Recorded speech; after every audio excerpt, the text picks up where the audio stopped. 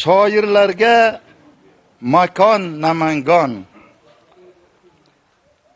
Taralgay mushk ila anbar ko'chamdan jonon o'tganda, izida tuproq o'lgay zar ko'chamdan jonon o'tganda deb Habib Sadulla ustozimiz ajoyib she'r yozgan, shuni iqtibos qilib oldim. Ko'chasidan jonon o'tgan shoir she'ri qo'shiq bo'ldi.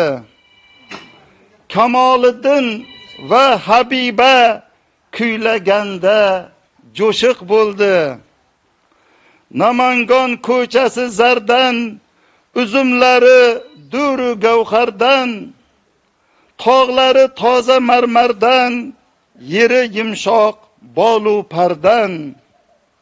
To'ra qo'rg'on hududida edi Aqsikind qo'rg'oni, baland tog'da ko'shku tikka jarlik bo'lgan ekan yoni. Bu robotning madhi mashhur bo'lgan o'z vaqti tillarda, shunda kechgan Mirzo Bobur bolaligi ta'tillarda.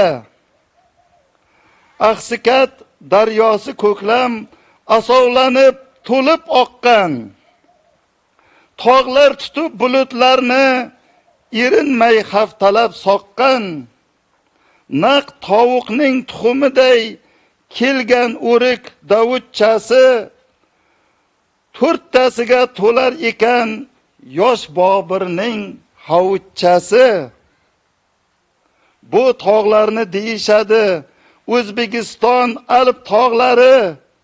Chang'i uchsang ham bo'ladi bu yerlarda qish chog'lari. Shunday joydan shoir chiqsa, bundan ajablanmoq nechun? Ona yurt ilhom bulog'i bo'lg'usidir shoir uchun. Namangan shahridan ketsam, meni yo'qlar kishim bormi? Mashrab kezib yarim dunyo Balx shahrida topdi dorni. O'zi qaytmay qaytdi she'ri, sharaf shoni qoldi meros. Oshiqlarning sardori u, ikkinchi Hofizi Shiroz. Chust qadimdan pichoqchilik, chok ishining bo'lgan piri. Pichoqdayin keskir choqi, mustahkamdir shoir she'ri. Sufizoda jadidlarga ilhom berdi bitib ash'or. O'zbekiston xalq shoiri unvonini olgan ilk bor. Usmon Nosir Namangandan otilgan nazm vulqoni, O'zbekdan chiqqan Lermontov deya ta'riflashgan oni. Shoir Chusti g'azallari hofizlarga bo'lgan o'lan. Shogird Farg'onadan Oxun, Andijondan esa To'lan. Bunda Habib Sadullaning alohida bordir o'rni. She'riyatning o'chog'ida lang'illatgan doim qo'rni.